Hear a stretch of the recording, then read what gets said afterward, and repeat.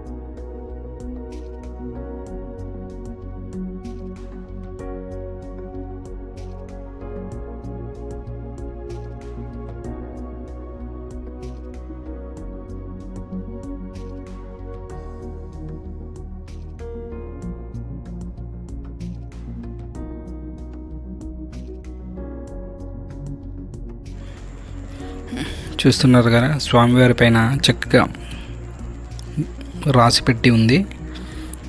లాంగ్వేజ్లో చక్కగా చాలా అద్భుతంగా శివలింగము, కాశీ విశ్వనాథుడు.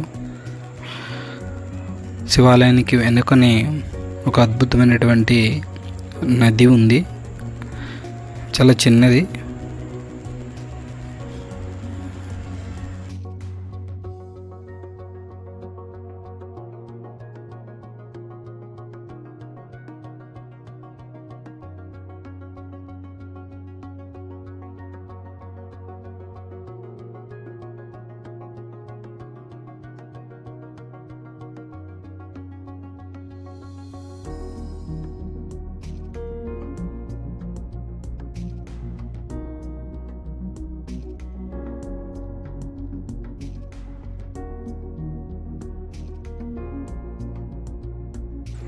శివాలయానికి దగ్గరలో చాలా శివలింగాలు ఉండేవంట.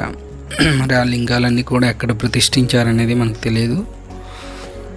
చూడండి, నవగ్రహాలు అందరూ కూడా చక్కగా ఓం ఆదిత్యాయ సోమాయ మంగళాయ బుధాయ గురు శుక్ర శనిభ్యశ్చ రాహవే కేతవే నమః అందరూ కూడా నవగ్రహాన్ని చూసి చక్కగా నమస్కారం చేసుకోండి.